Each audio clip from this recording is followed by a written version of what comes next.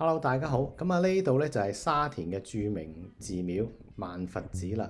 咁當日就嚟咗呢度參拜啊，影下相咁啦，周圍行下。咁啊冇理由淨係嚟萬佛寺噶嘛。咁啊去埋附近嗰個咧西林寺行下，因為我聽過呢個西林寺咧。咁入咗去咧，然後發覺隔離嗰度咧仲有座三元宮。咁呢個西林寺三元宮咧離呢個萬佛寺基本上都好近嘅啫。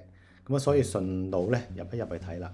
嗱，咁啊，隔離仲有一個四面佛嘅祭壇啦。咁啊，呢個三元宮咧喺香港咧就唯得一座嘅啫。咁啊，有乜咁特別咧？因為佢拜嘅神咧就係呢個三官大帝。嗱，咁啊，呢個三元宮對正咧就係呢個西林寺啦。咁啊，以前呢個西林寺我睇翻咧應該都好出名嘅。咁但係而家今日咧就變咗好現代化，就好似啲骨灰牆嗰啲咁咯。就基本上冇乜嘢睇嘅。嗱，咁啊呢個三元宮就拜晒呢個三官大帝啦，即係我哋俗稱嘅天官、地官、水官啦，即係天界、地界、水界嘅。嗱，咁我哋睇翻呢個道教嘅 organisation chart 咧，就睇到呢個三官大帝咧，基本上就喺呢個道教裏面咧屬於中上層嘅。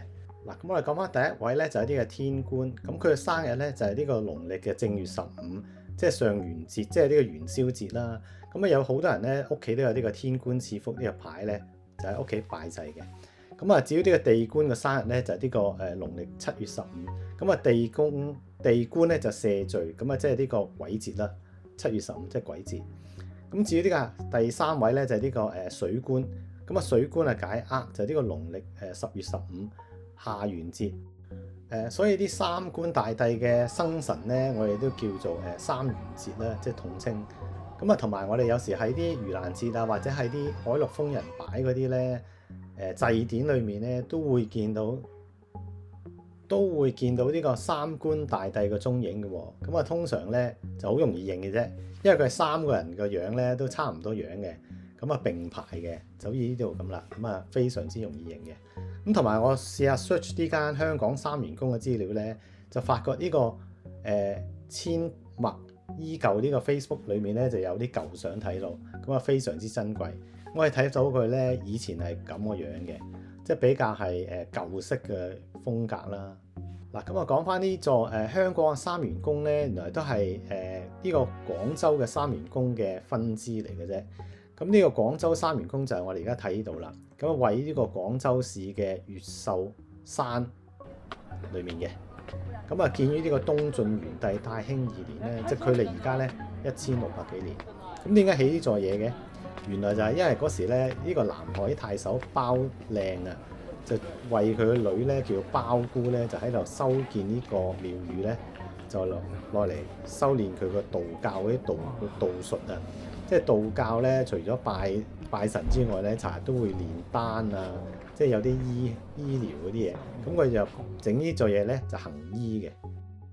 咁我哋入去參觀下啦。咁啊，首先個門口咧就應該係有呢個哼哈二將做呢個門神嘅。咁啊，同埋道教裏面咧都有個守護神喎，就係呢個皇靈公。咁啊，入到去咧，因為而家廣州嚟講咧，佛寺嗰啲咧，即係拜佛嗰啲咧，都仲有好多寺廟嘅。但道教咧就好似真係冇乜，唔係太多咯。所以變咗呢間真係可能係廣州市唯一一間即係拜道教嘅道觀啦，即係咁講。所以就非常之多人。咁裡面咧都有拜呢個觀音啦，即係道教裡面嘅慈航道人啦。咁啊，仲有咧就拜呢個文昌星、文昌帝君係啦，即係。啲人追求學業啊，仲有呢個財神啦，當然就有。咁啊，正面咧就有呢個三官大帝啦。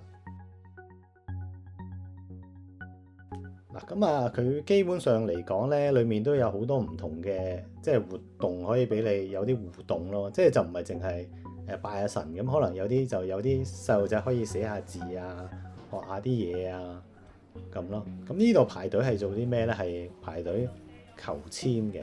咁呢個咧就係呢個呂洞賓嘅殿啦。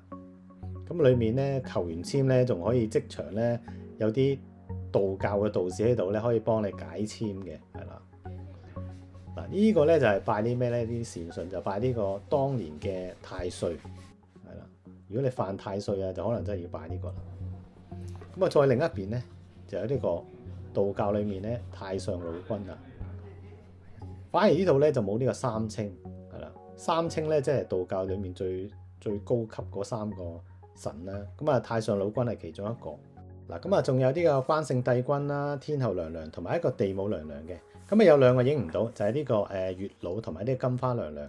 因為嗰時咧，我影嗰時俾人制止咗，原來有人喺嗰度咧求一簽喺嗰度問姻緣，就話呢度就唔方便影啦，咁啊冇影到。